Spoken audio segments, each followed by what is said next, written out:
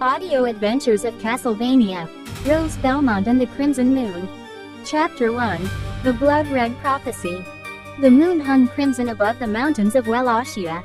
Its scarlet light washed across ruined castles, forgotten churches, and forests older than memory itself. Within the halls of the Belmont estate stood a young hunter named Rose Belmont. Unlike the legendary Belmont heroes before her, Rose carried a burden she never fully understood.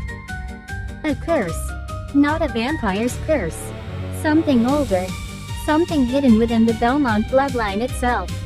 As Rose practiced with her enchanted chain whip in the training courtyard, an ancient bell echoed across the valley. 1, 2, 3 times. The bell only rang when darkness awakened. Rose lowered her weapon. A cold chill crawled down her spine. Then the sky split with crimson lightning. Far away, atop the Black Mountain, a tower appeared where no tower had stood before. A tower wrapped in blood-red clouds. A tower known only in forgotten legends. The Crimson Spire. Inside the Belmont archives, ancient texts described its return. When the crimson moon rises and the spire awakens, the first vampire shall seek rebirth. Rose knew what that meant. If the first vampire returned, all humanity would fall. The adventure had begun. Chapter 2, The Whispering Forest. Rose departed before sunrise. Her only companions were her enchanted whip, a silver sword, and a journal left behind by her grandmother. The path led into the Whispering Forest. Locals believed spirits haunted the woods. They were right. As Rose traveled deeper beneath twisted branches, voices emerged from the shadows. Soft whispers. Hundreds of them. Turn back. You will fail. The darkness remembers. Rose ignored them. Belmonts never turned away from evil. Suddenly the ground erupted.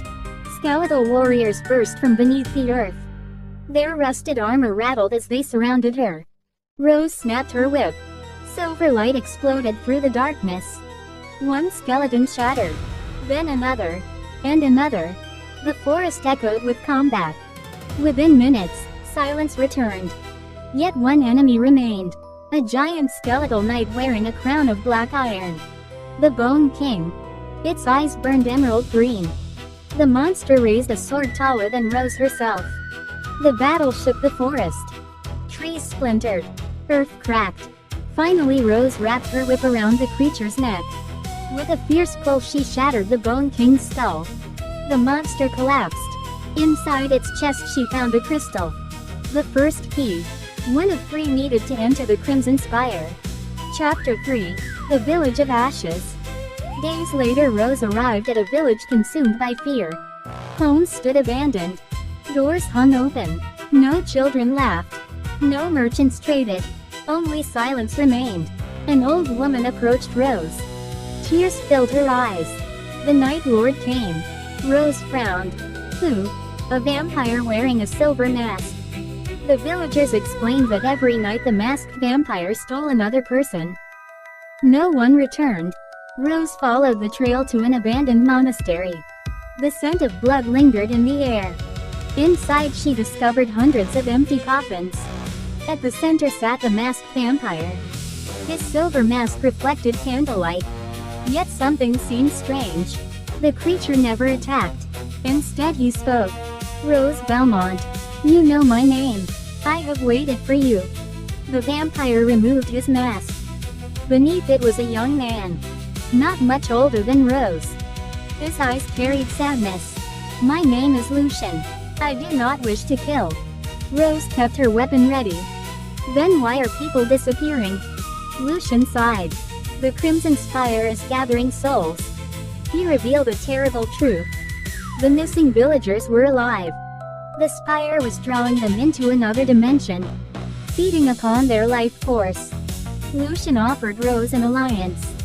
Reluctantly, she accepted. Together they would stop the coming darkness. Chapter 4, The Sea of Shadows. The second key rested beyond the Sea of Shadows. An ocean cursed centuries ago. No ship could cross it. Except one. The Ghost Voyager. A phantom vessel said to sail beneath moonlight. Rose and Lucian found the ship at midnight. Its crew were skeleton sailors. Its captain was a headless pirate. Surprisingly, they were friendly. Mostly. The voyage lasted 3 nights. During the journey, Rose learned more about Lucian. He had been transformed into a vampire against his will. For decades he searched for redemption. The two slowly became friends. Perhaps even something more. On the 3rd night, a sea monster emerged. A serpent larger than a castle. Its body stretched across the horizon. The Leviathan of Night. The creature attacked. Waves crashed. Lightning roared. The ghost ship trembled. Rose raced across the deck. She leapt onto the serpent's back. Her whip burned with holy light. The final strike pierced the monster's heart. The sea exploded into silver fire. As the Leviathan sank, the second key appeared. Another piece of the puzzle. Another step toward destiny. Chapter 5. The Frozen Cathedral. The final key lay within a cathedral buried beneath eternal ice. Legend called it the Cathedral of Forgotten Saints. The journey nearly killed them. Blizzards raged. Temperatures plunged. Monsters hunted from frozen caves. Yet Rose refused to stop. Inside the cathedral they encountered an unexpected enemy. A fallen Belmont. Victor Belmont. One of Rose's ancestors. Corrupted by dark magic. Frozen between life and death. Victor challenged Rose. If you wish to save the world, prove yourself worthy. The duel was fierce. Whip against whip. Belmont against Belmont. Generations of skill collided. Finally Rose disarmed him. Instead of killing him, she offered mercy. Victor smiled.